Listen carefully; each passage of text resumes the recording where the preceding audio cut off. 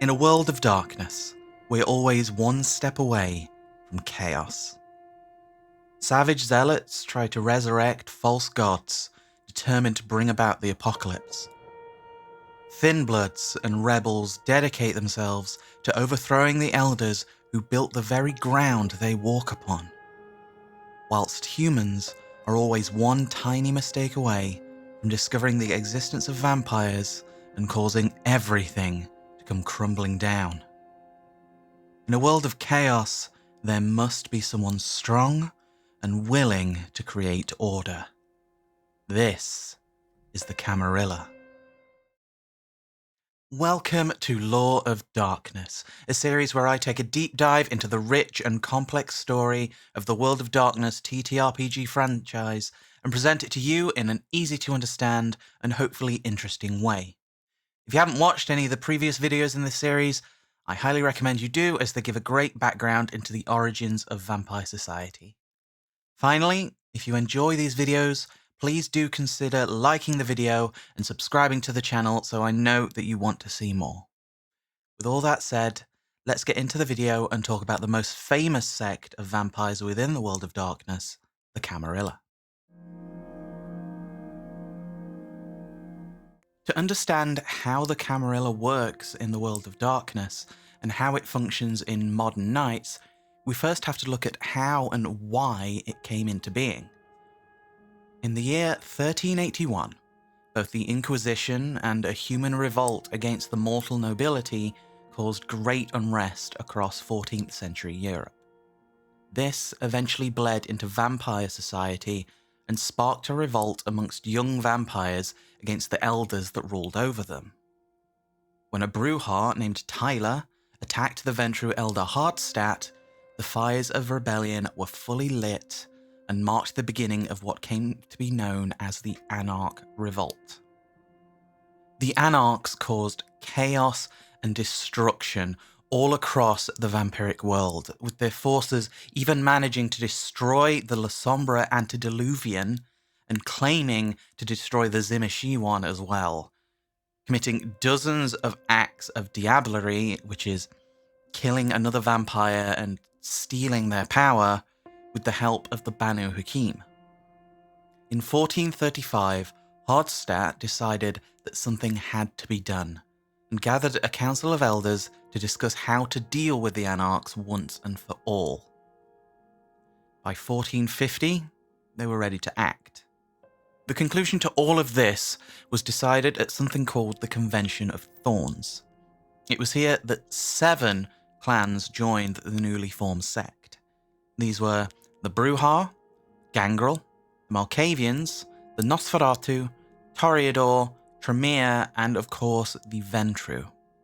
Most of the clans that opposed this treaty united to form the Sabbat, with individuals from all clans deciding to hold on to their status of anarchs, and other clans wholly remaining independent from any sect. We will be doing videos on both the Sabbat and the Anarchs next, and so I won't go into the details of them here. What is important to note is that with this split, the Camarilla were now, in theory, the most powerful sect in the vampiric world. So, with its origins established, what exactly is the Camarilla? What does it do? In essence, the Camarilla is there to protect the vampiric way of life, or unlife. It's an organization that establishes rules and order, ensures that the existence of vampires is not discovered by humans, and that other threats such as the zealous Sabbat and the ever-rebellious Anarchs are kept in check. They govern cities, create laws by which vampires unlive, and ensure that the wheels of vampire society keep turning. All of this whilst fighting off the waves of Sabbat and Anarchs, werewolves, mages, demons, and everything else that wish to see it destroyed. Depending on who you ask, however, what the Camarilla is really about is the status quo and the preservation thereof. The elder vampires who dictate the Camarilla's policy like having power. They like having control over hundreds and thousands of younger kindred.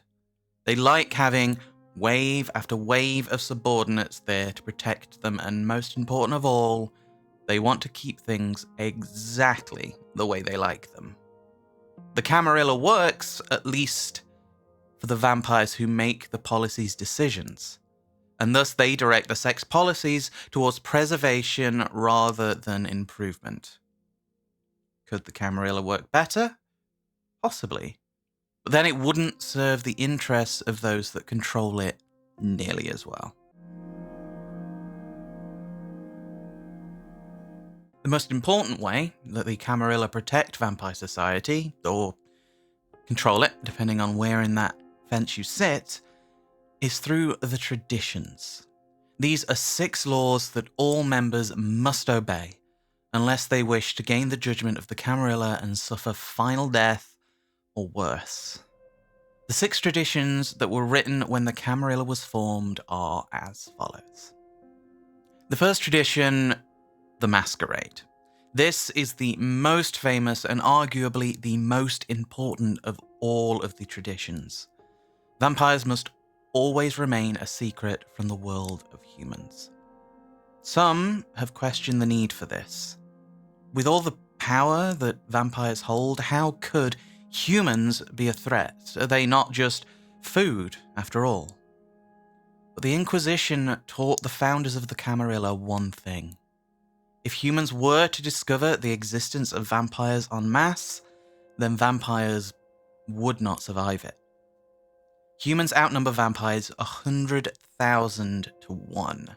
And with the advancement of time and technology, this power gap has only gotten shorter. And however powerful kindred are, not even the most enthusiastic Bruja would fancy her chances against thousands of angry mortals armed with automatic weapons.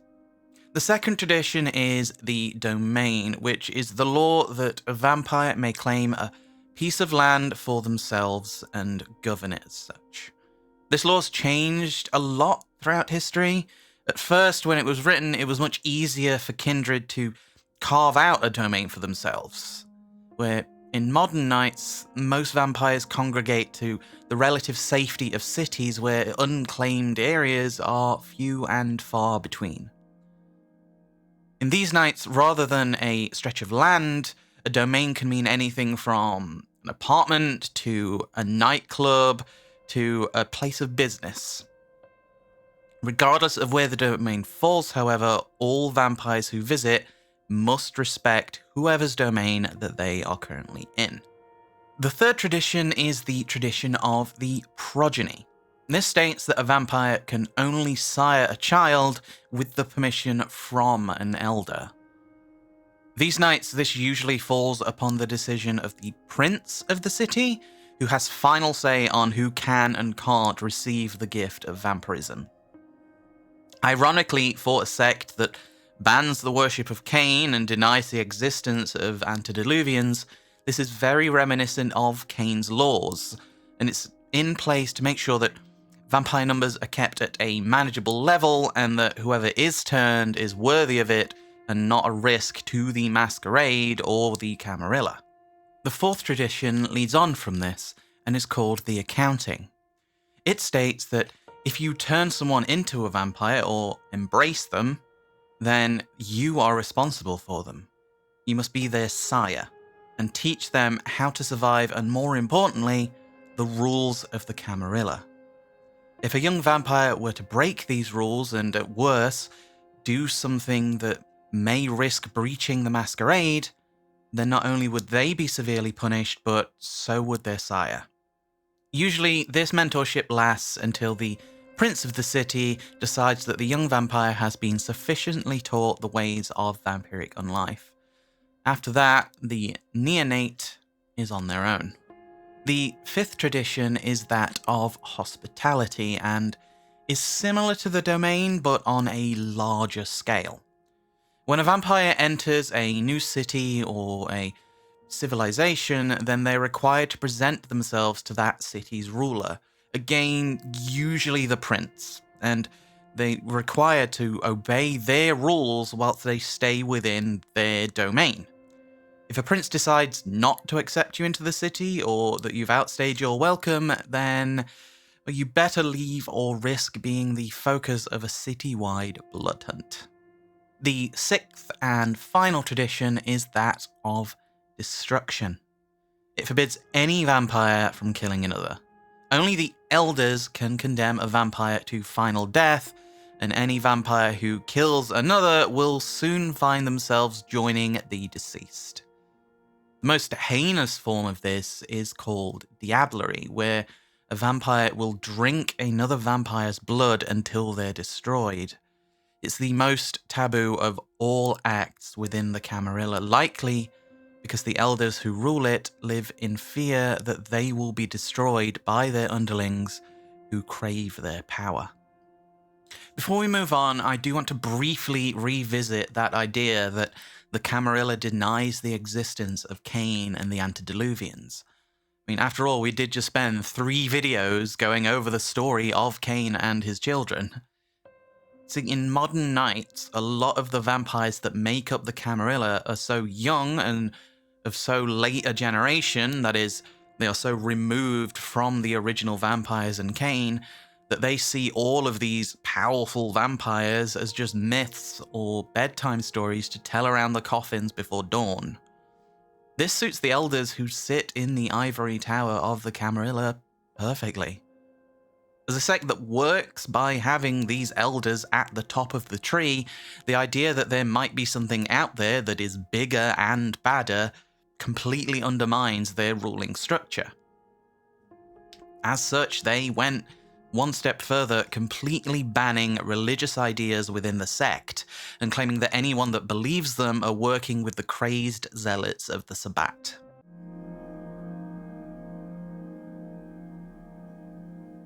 As mentioned, the Camarilla is a hierarchical sect, and can only exist through those with the power and authority to enforce its laws and maintain the status quo. They do this through various roles, all with their own power and responsibility within the Camarilla. At the top of what is known as the Ivory Tower is the Inner Circle. These are the shadowy figures that pull all the strings. Not much is known about how they operate, but it is thought that among the circle are ancient vampires, with many of them being the very founders of the Camarilla. Their identities are the sect's most guarded secret, and they act through those whom they rule. The Justicars are the right hand of the Inner Circle. They enforce their rule and are the eyes and ears and fists across Camarilla society. Each clan has a Justicar appointed by the Inner Circle, and they hold the position in 13-year cycles. The Justicar answer to no one but the Inner Circle itself, and have ultimate power when it comes to matters involving the traditions. They do this on a mass scale, not limited to a singular city like a prince, and are able to convene meetings called conclaves, which they can use to pass judgment, issue mass rulings, and make decisions on sect policy. Archons are the minions of the Justicars.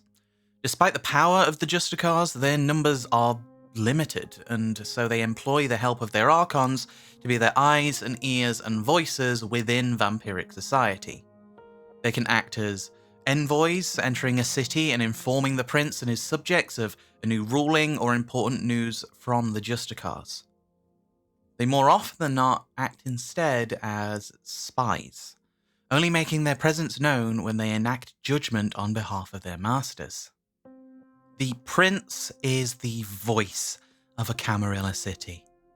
They are meant to be a magistrate or overseer more than an absolute ruler, but many princes still see themselves as such.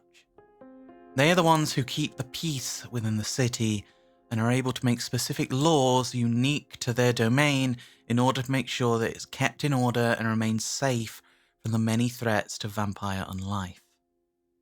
Over time, many of the responsibilities and privileges given to the elders were passed on to the prince, as elders became more paranoid and no longer wish to be so present in society.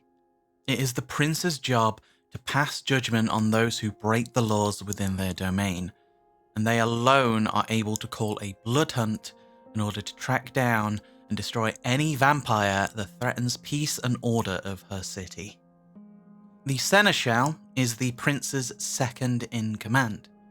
It's their duty to act in the prince's absence, and a lot of the time many of the responsibilities of the city fall upon them, as a busy or incompetent prince concerns themselves with what they seem to be more important matters. If a prince were to lose their position, either through decisions of the inner circle, a political coup, or an assassination, then more often than not, the seneschal will take their place, at least temporarily. The sheriff is the prince's enforcer. They are the ones that keep an eye out for any rule breakers or problems within the city. Their duties usually range from hauling offenders to court to bear the prince's judgment, to keeping order within the streets on a nightly basis, and tracking down the offenders that would threaten that. The primogen are the elder council within the city. Most clans have an elder representative within the primogen. However, any elder that wishes may attend meetings. They act as representatives for their clan within the city and will discuss matters with the prince that need to be dealt with. Whilst the prince technically has final say, said prince also needs to ensure the loyalty of the clans, and so it's in her best interest to keep the primogen happy. The harpy is a unique but important position within the city. They are the gossip monger, the whisperer, the ones who say who is in and who is out when it comes to etiquette, popularity, and even fashion within any given domain. Usually a position suited to a toreador, it's their job to know who the big players are, if there are any upcoming new vampires starting to gain position or status, or a high-position vampire who is ready to fall. Whilst they have no official powers to change who sits where, their voice is powerful enough to make these things happen anyway. A Keeper of Elysium is another role that deals with the ruling of a domain, albeit a very unique one. Elysium are places within a city that are safe havens for vampires. No violence is allowed within an Elysium, no disciplines or powers can be used. It is a neutral ground where many social and political events are held. It is the Keeper's job to ensure that it stays that way. They maintain the Elysium, help in running the various events and ensuring that anyone who attempts to break the Sanctuary of Elysium would never do so again. The Scourge play similar roles to sheriffs, although on a much wider scale. It is their job to hunt down anyone who breaks the rules of the city or dares go against the traditions. Unlike sheriffs, they are not upholders of the law, merely relentless hunters who chase down those who would break it, whether the offender leaves the city or not. In the case of a blood hunt, the Scourgers will be the ones leading the hunt, chasing their quarry to the ends of the map. Finally, in modern nights, there have also been new positions that have arisen based on the changing needs of the Camarilla. The Camarilla's previous stigma against religion or even spiritualism has been forced to become more laxed, not to the point of the zealous Sabbat, but enough that a new role of principle of faith has been created to guide those on various spiritual journeys, what's ensuring these beliefs do not interfere with the status quo of the Camarilla. As modern cities grow to immense sizes, it has become harder for the Seneschal to spread the word of the prince to all vampires within its boundaries. Heralds are a position that are the voices of the prince, spreading the word of his rule and judgment throughout the city without having the power that the Seneschal has around it. Finally, with a growing need to maintain the order and secrecy of the Camarilla, there is a bigger need to teach and guide vampires so they do not risk exposing vampire society to more danger. Shadows are typically older kindred who've been assigned as a mentor to a coterie, which is a group of vampires, in order to help them in their mission and nurture them into a useful tool for the Camarilla. Usually this task is given to one who has angered the prince, but cannot be punished directly, instead being assigned as a sort of babysitter.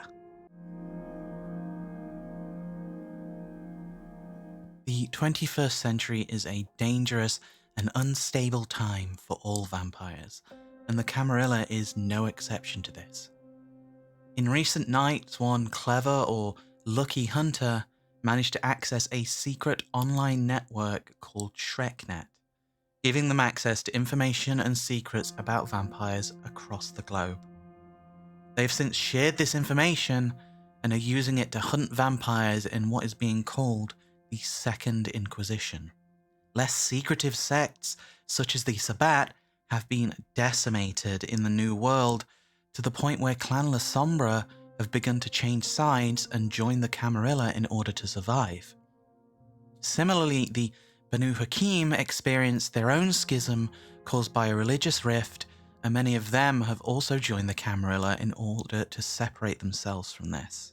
On the other side of this coin, the Camarilla has had clans leave the sect. In 1998, for a reason still unknown, the Justicartha clan gangrel walked into a meeting of the Inner Circle and announced that they were leaving the Camarilla. That was it. No explanation, just an entire clan gone. Just at the time that the Second Inquisition was hunting down vampires in droves, a phenomenon known as the beckoning caused many elders to be drawn unwillingly to the Middle East, with one theory being that they are headed to the birthplace of all vampires. Many younger kindred didn't feel this beckoning. They just saw the elders leaving and assumed they had abandoned the rest of them to their fate. The entire Bruja clan, along with many individuals across the Camarilla, denounced the sect to join the Anarchs again. Similarly, many thin-blooded vampires, those that are of a generation so removed from the first vampires that they are more like humans, have joined the Anarchs. When ShrekNet was discovered, many elder Camarilla who were already unused to and untrusting of the growing digital age saw this as a reason to ban all modern technology from being used by vampires within the sect. The Thinbloods refused to give up the technology that they had embraced as mortals and left to join the Anarchs. They're already being safer from the Hunters due to them resembling humans more than older generations, and so being easier for them to hide. It is unsure what the future holds for the Camarilla. In a time where most vampires have been forced to adapt to survive, the Camarilla has doubled down and is grasping at their archaic methods in a desperate attempt to maintain the power structure that has served those in the Ivory Tower so well. It is only a matter of time before they will have to make a choice. Change, or finally be lost to the pages of kindred history. That is a story for another time. Thank you so much for watching. I hope you found it easy enough to follow and enjoyed learning more about the lore. Let me know what you think in the comments and if there's something you think I've missed.